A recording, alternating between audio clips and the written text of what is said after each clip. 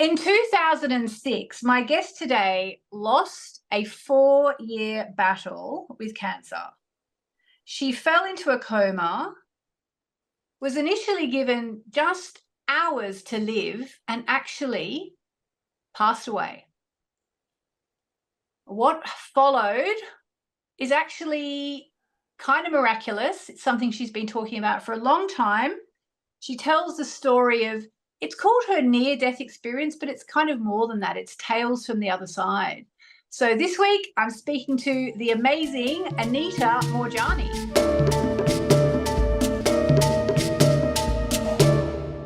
So welcome to this week's Mainly Moonology podcast. And this week, the astrology is all about the chance for massive transformation.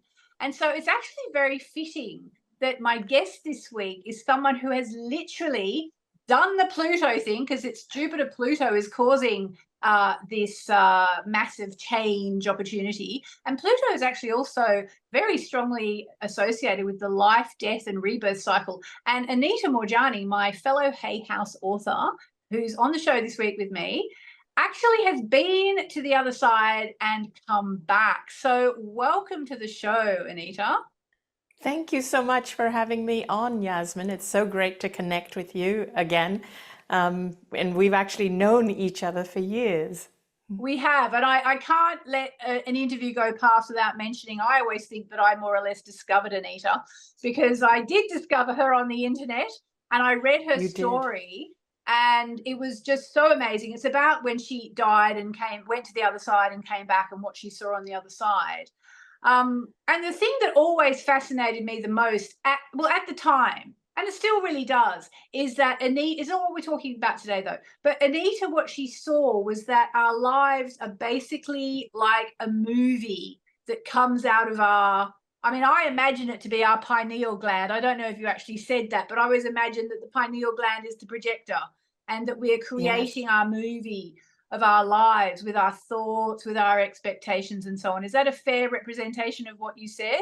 Yes, it is a fair representation of what I said. Although I did not use the word pineal gland, I think that's a great word to use because it probably does come out of our pineal gland.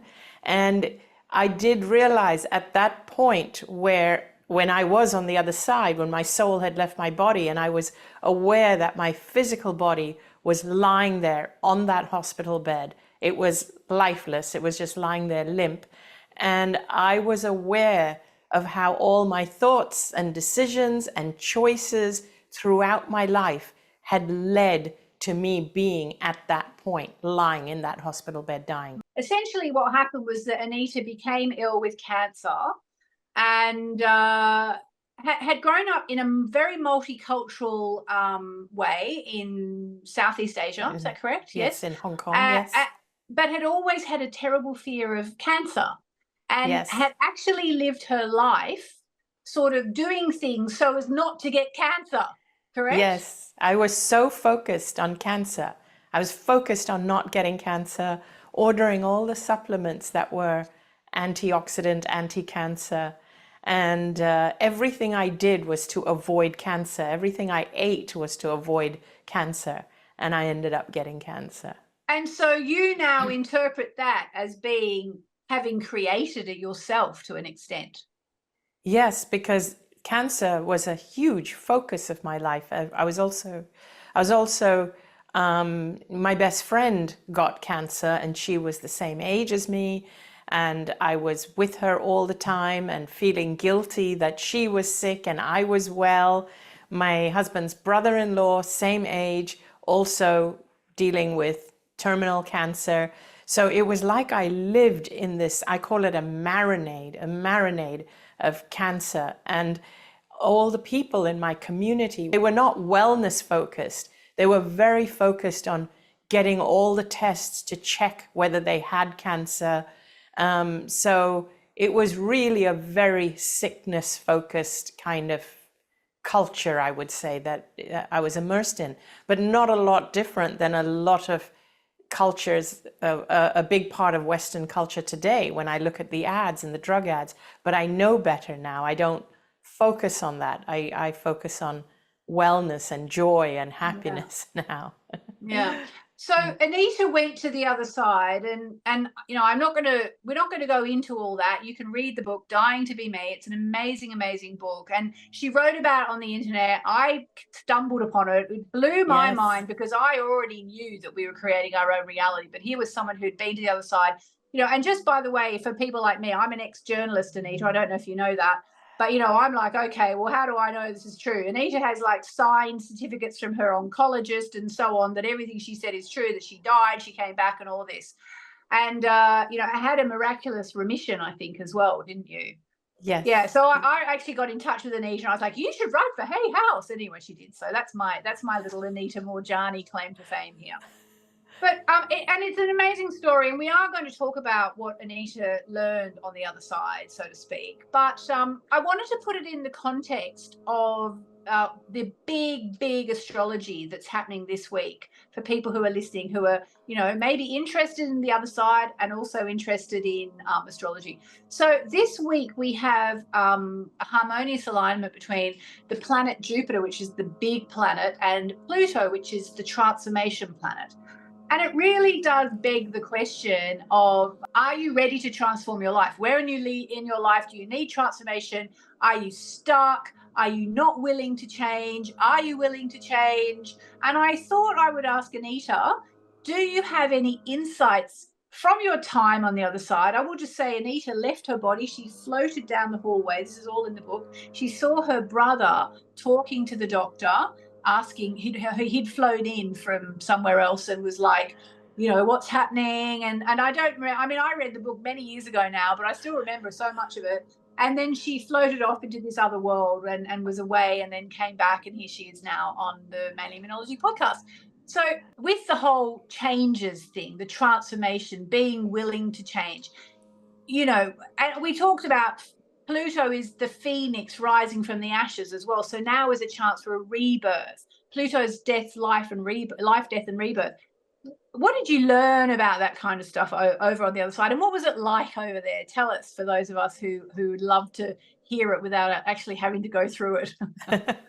Yeah, so much of my work, I do it so that people don't have to actually die to experience it. I want them to know this truth without going through what I went through. So what it felt like is that when we leave behind our physical bodies, we also leave behind our culture and our race, our religion, our beliefs. We leave our gender behind. All of it is left behind. So what actually crosses over, or what actually remains, is our pure essence, our pure soul. We leave behind our baggage, our trauma, like literally all of it. So it's our pure soul, and this pure soul, or this pure essence, I like to call it also pure love, because underneath all these layers, that's what we are, and that's what we feel. And that's the only word I can think of to assign to that feeling and that state of being. There aren't words created in the English language to express what it felt like on the other side, because it's not something that people do commonly. But I call it the state of pure love.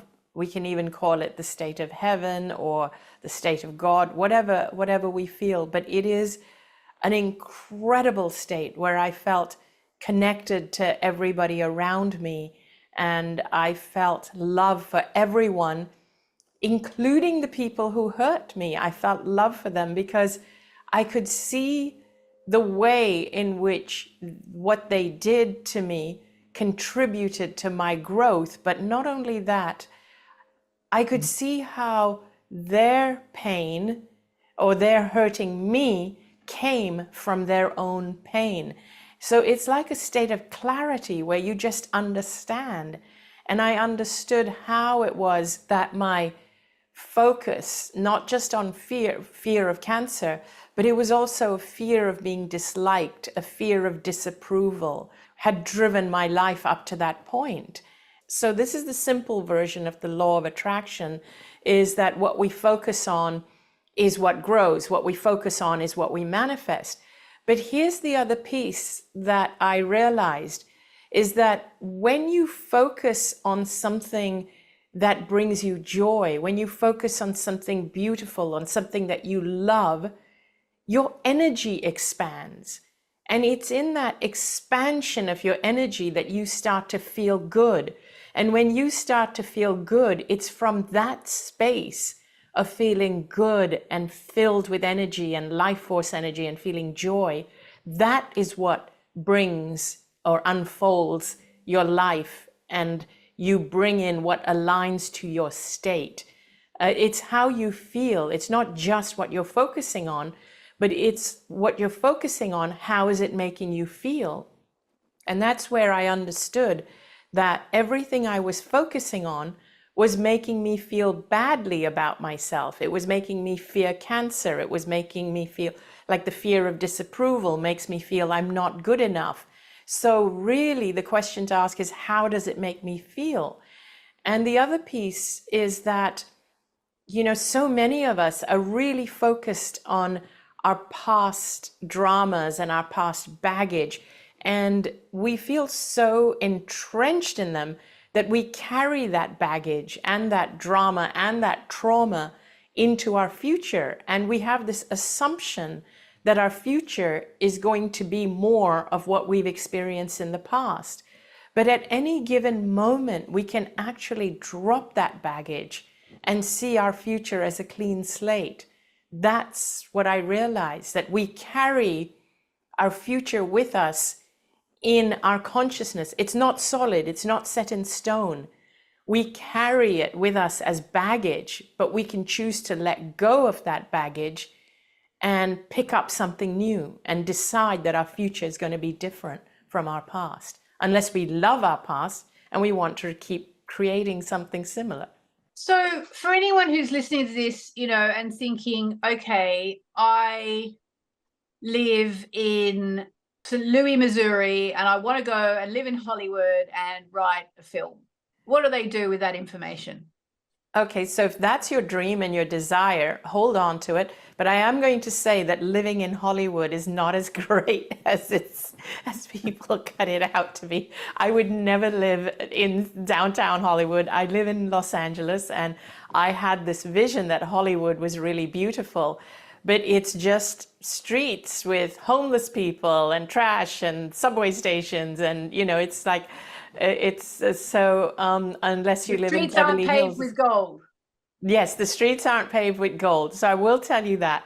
However, the thing is to ask yourself, so if the thought of living in Hollywood and having a film excites you, the thing that you have to tap into is that feeling of excitement that it brings.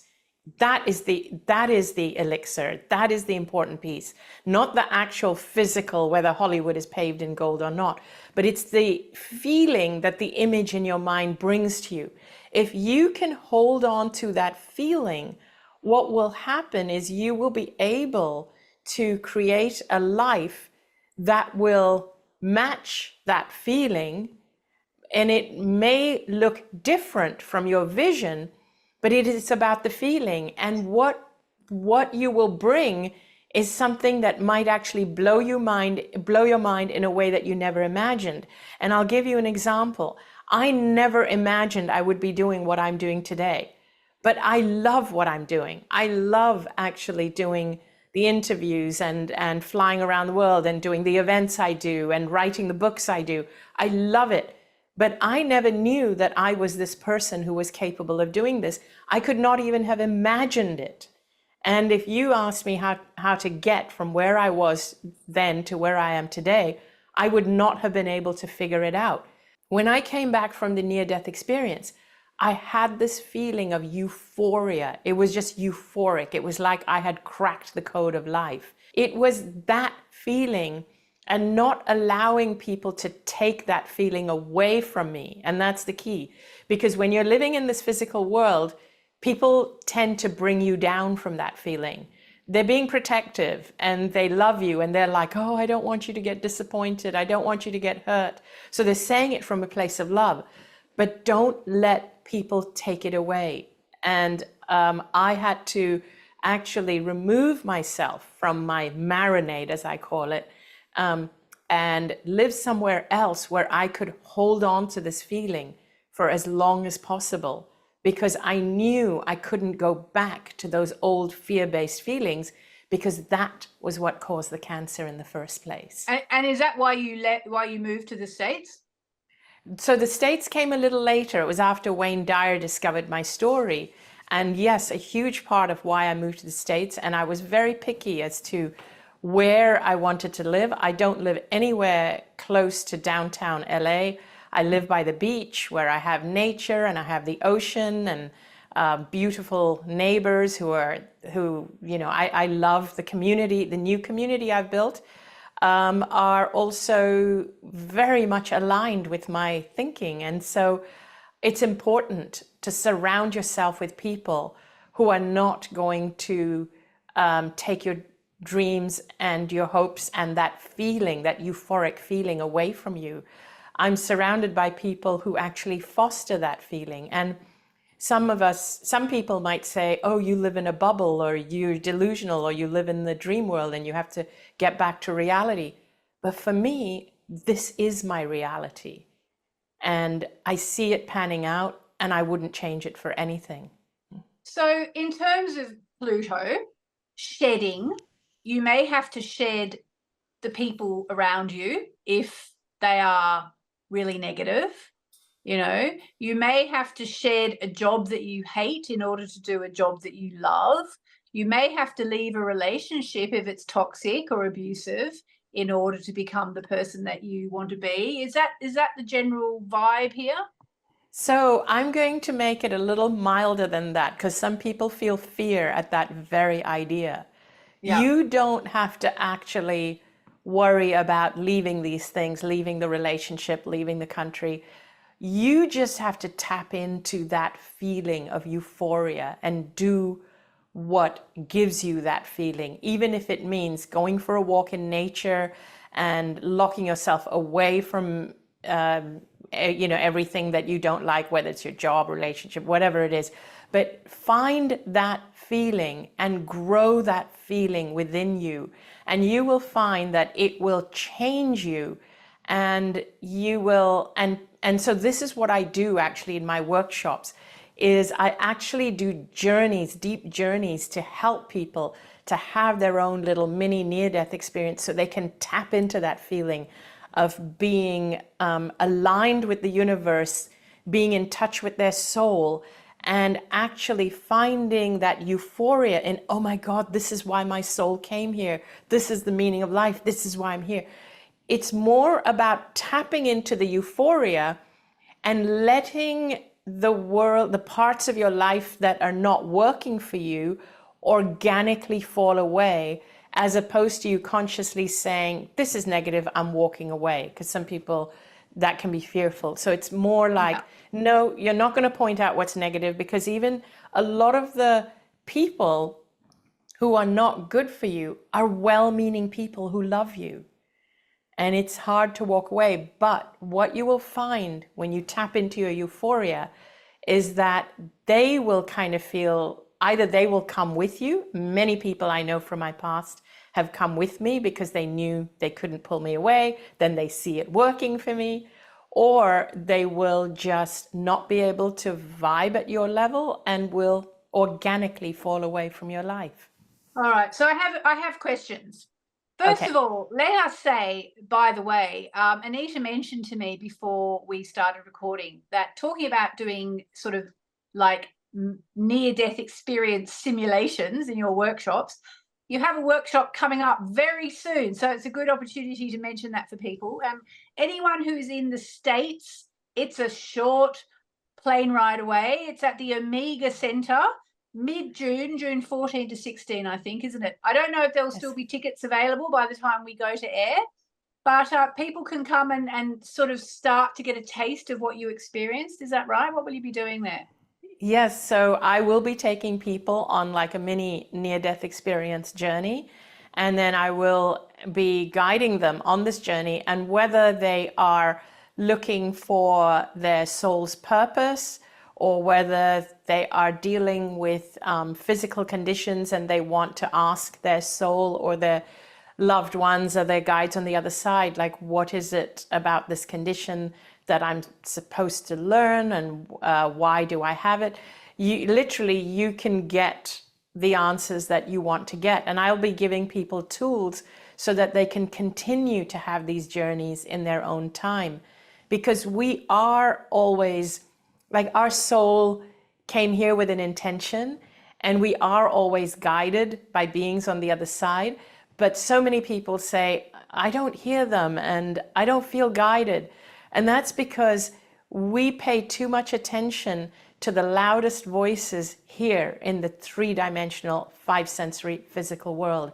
We need to shut those down. We need to shut the outside voices down to be able to listen to our inner voice, which is tapping into our guidance system.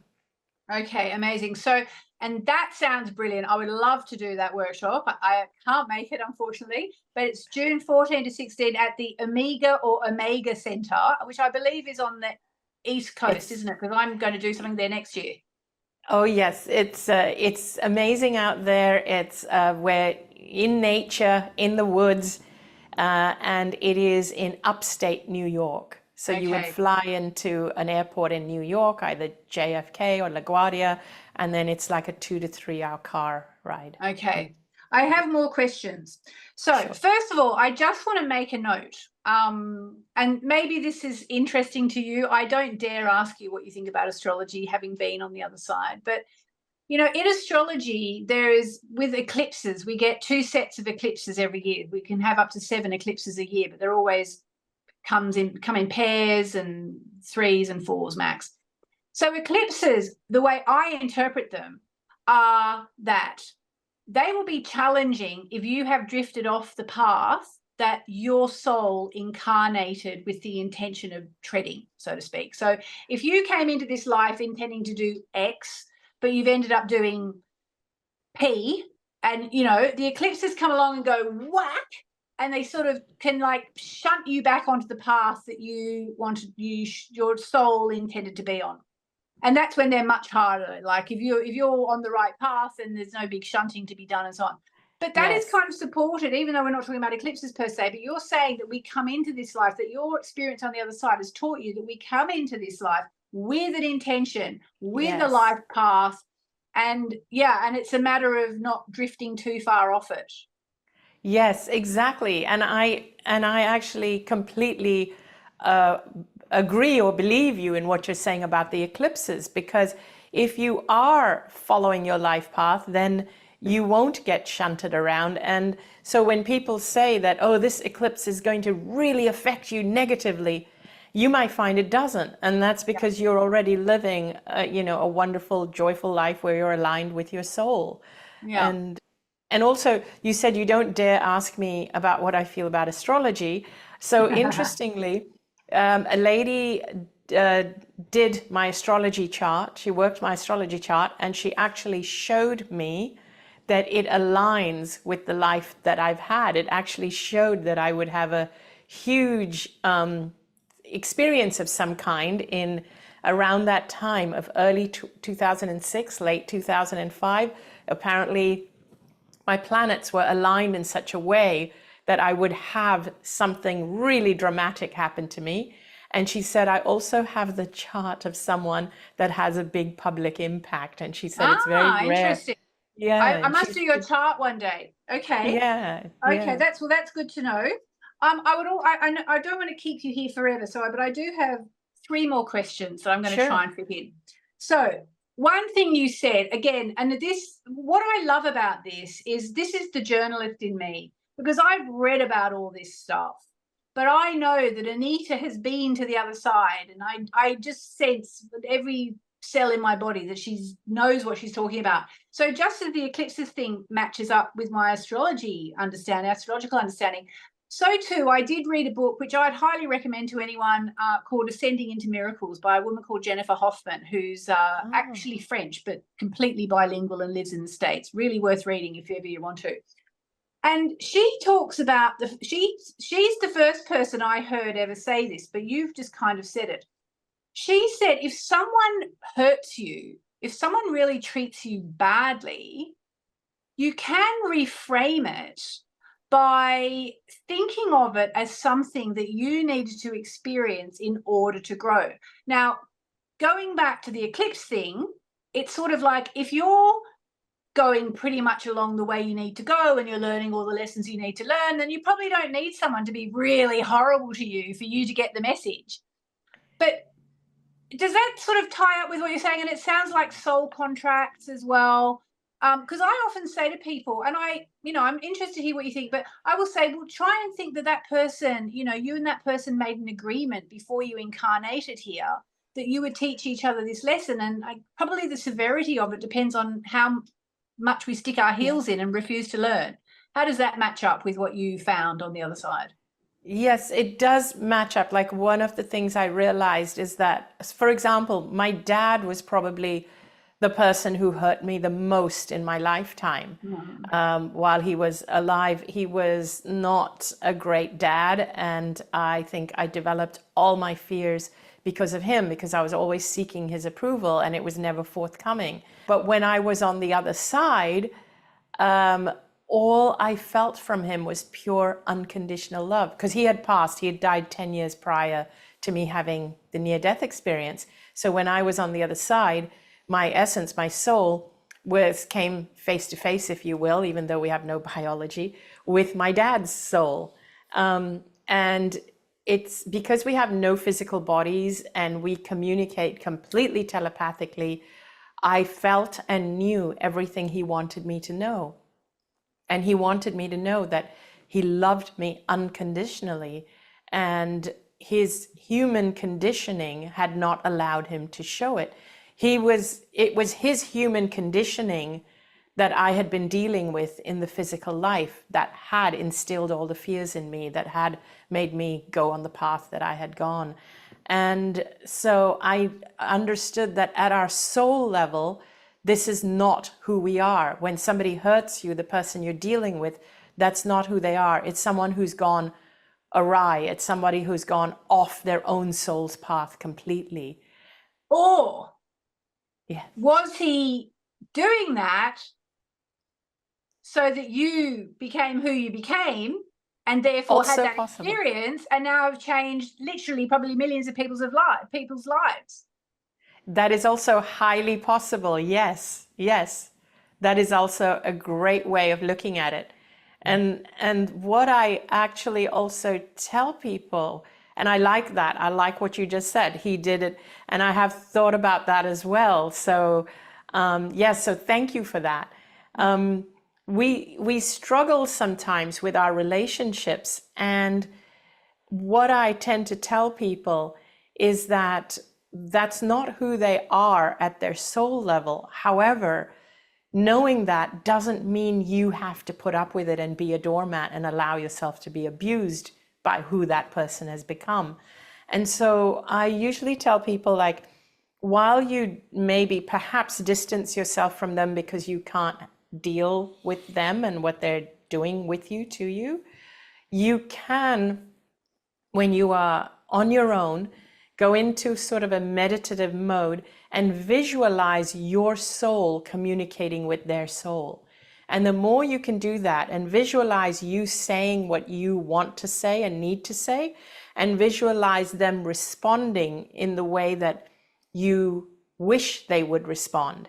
And as you do this more and more, because we're all connected, they will feel it. And over time, you'll notice that even your relationship with that person will change as you do this visualization. And I've had people tell me who have done this, and they tell me that they have been estranged from their mother or their father or somebody for a long time. And as they're doing this visualization, suddenly they'll get a text from that person. And so it's been quite incredible. This actually works. I had an experience like that actually one Venus retrograde. I'd fallen out with a friend very badly and I was very upset about it. And Venus, the planet of love and relationships, was retrograde, which it only goes retrograde about once every 18 months. And so I thought, I'm going to record a course, an online course about Venus retrograde. And I did it, and I thought about her the whole way that I was doing this course. because I would, I knew that Venus retrograde is a good time to make up with someone. So I did it. I probably spent 3 or 4 days recording the course and thinking about her and talking about if you've had a falling out with a friend or your partner or whatever, la, la, la. And I kid you not, like on day 4 of the recording, I get a text message from her, like this person who hasn't spoken to me for about a year at that point. Wow. Going, she sent me a text message and a photo saying, look, Yasmin, this orchid has bloomed for the first time since you gave it to me. I wanted to share it with you. And, that was the beginning of our rapprochement. So it's 100% what you're saying. All right. Okay. So, yeah, it's such an amazing thing. I mean, it's mind blowing. So I said 3, I've got 1 more. So negative reprogramming. So it's a subject that I find really interesting. There's a book out now just called Mind Magic by Dr. John Doty. He's a neuroscientist talking about manifesting. I hope he's going to talk about how to reprogram ourselves. Do you have any thoughts of that? Because Jupiter, Pluto, really good time to just clear it all out. So yes, I actually think that it's always possible to reprogram ourselves, and our lives, our illnesses, our physical challenges, all of these things, like we blame genetics and so on, and we say we're victims of our circumstances. It isn't. It's none of that. It's all about the programming. Our minds then program our consciousness to then manifest certain things for us. And it is never too late to reprogram. And for different people, I think different methods work better. So some people like the really scientific approach, books written by neuroscientists. There's many out there, like there's Joe Dispenza, and then there's the one you're speaking about. And I tend to go for a gentler approach. And I think those guys are fantastic. It's brilliant what they're doing.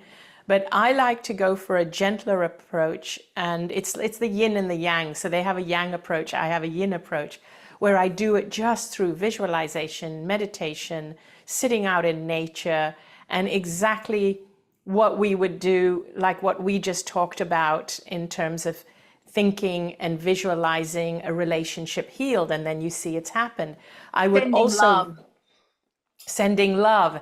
I would also see myself, so this is what I would say, if you want to reprogram your mind in terms of, let's say you've been dealing with a lot of illnesses and you're like, why am I constantly getting ill, or why am I dealing with this physical challenge? What I would invite you to do is to ask yourself, if I had a clean bill of health, what would I do with the rest of my life? And start to feel that, start to visualize that, and start to live that step by step. Because the thing that you want to also look at is, are you going to go and live the life that you were living before and ask yourself, did I hate that life? Is that why I got ill in the first place? Okay, it's time to create a new life. So even while you're still dealing with the physical challenge, start to program your mind as a well person, a healthy person, living the life of your dreams. And start to live that way, step by step by step. Perfect. So good. Let's finish by talking about the phoenix that rises from the ashes. What did you say that symbolizes for you? Because it's very Jupiter, Pluto. That's so interesting, because there have been 2 symbols that have been really key for me. And one of them is the unicorn, because the unicorn supposedly doesn't exist. And so I love unicorns, because people told me that what happened to me couldn't have happened, but it did. I have the medical proof it did. So I like to think of myself as a unicorn. And the second thing is the phoenix, because I shouldn't be here. I should be dead, but I'm alive. And not only alive, I feel that I guess I feel good. I'm thriving. I'm better than I've ever been before. And so I feel like I'm still continuing to grow. And so the 2 symbols I've always used, even on jewelry and pendants and things, are these 2 things, the unicorn and the phoenix. And I have little statues of them in my home. So it's interesting that You were talking about the phoenix Yeah, rising. I mean, and really for anyone listening, you know, the takeaway to all this is that you can reprogram yourself. You can change your life, and Jupiter Pluto is the time to change your life. So, I mean, honestly, Anita, I think what you said today has been gold, and I will do a transcript of this with your permission and put this up to people so they can print it out and read it as well as listen to it if they want to, you know, go over it. Okay, so where can people find you? AnitaMoorjani.com. Yes, and also I have a YouTube channel. I would love for people to check out my YouTube and my social medias, and please follow me, and of course my website. And I do have an online membership platform called The Sanctuary, or the Anita Moorjani Sanctuary. And what do you do in there? So we do journeys, like mini near-death experience journeys, healing journeys, where we go deep into finding out, particularly there are sometimes people have a secondary payback for not healing, for holding on to an illness. So we help people to go deep into their physical challenges to learn why they're holding on to it, so they can start to let go and reprogram themselves. So I hope it's not too self-referential to just give you one more story that just backs up what you said, because I keep having all these stories that completely validate what you're saying. I was in India 20 years ago, and there was a girl there from America who was a former corporate lawyer who had been earning something like, I think, $150,000 a year as a corporate lawyer. And she had been struck down by an illness, which was sort of, I don't even know what it was. Maybe it was like chronic fatigue, but she was just sleeping the whole time. She was unwell. She had to get finished with her job, and she was in India trying to heal, you know, all this. And I was talking to her, and I was like, well, you know, this for healing and that for healing and this and that and the other, la, la, la, la, la. And I was, you know, being myself and, you know, enthusiastic and all that. But she went, Yasmin, I don't want to heal. I'm like, what? Because she was on half pay. She was getting 75,000. She told me, I'm getting 75,000 American dollars a year just to recover. Wow. She said, why do I want to heal? I'm like, oh my God. Okay. Wow. See, there's a payback for a lot of people. Exactly right. And, I mean, obviously not everybody has that, but that to me was extraordinary, because she talked about healing. She said she wanted to heal, but she actually didn't. See, and it was very insightful of her to be able to see it, because there's a lot of people who unconsciously don't realize that being sick is the only way they know to get attention, to get people to take care of them. Because maybe when they're well, they are the caretaker, and they are so programmed to be in that role that when they need help, they don't know how to ask for it. And the only way they can is by being unwell. If I was like talking to her, I would have suggested she look for other avenues and not think in terms of that if you get well, you have to go back to being a lawyer. I would have asked her to design the life of her dreams as a well person. Yeah, beautiful. And I just said something like maybe she decided to heal. I just like to clarify that, because I don't, it's not like I think people who are sick have decided not to heal, obviously. But what's your take on that? The decision to heal, or the refusal to heal? So it's not such a touchy subject. It's a very touchy subject. And even I was super sensitive about it when I was sick, and people, there were people who were, you know, very much entrenched in the law of attraction, who said, you attracted it, so you can change it. And I didn't know how I attracted it. And so, but hindsight is 2020, and now reverse engineering it, I can see exactly how I did bring it on myself. So I do want to make it clear to people that it's not your fault. And the best thing you can do is to not try to figure out how you attracted it, or why it came to you, or any of those things, but to know that you can take responsibility for your future. In other words, you're not a victim of this. And so I always tell people, don't blame yourself for where you are. Nobody's blaming you. I'm not blaming you. I'm not saying it's your fault. You did not consciously choose this. However, you can choose how to live your life from this point on moving forward. Yeah. And that's what we then do, is that we then create what I call a wellness trajectory, how to move forward step by step from this point onward. Well, at the risk of gushing, I do feel that the universe chose a very good person to give this experience to, so that you could, you know, bottle it all up and share it with us. So thank you, Anita. Oh, thank you, Yasmin. That means a lot to me, because I know you meet a lot of people who do this work, and that really means a lot. Thank you. Now I'm All right. gushing. Well, thank you, Anita. Everyone, Anita Moorjani, check her out, check her website out, find out about her sanctuary membership. And if you're in anywhere near America, just go to her workshop. It's going to be amazing. June 14 at the Omega Center.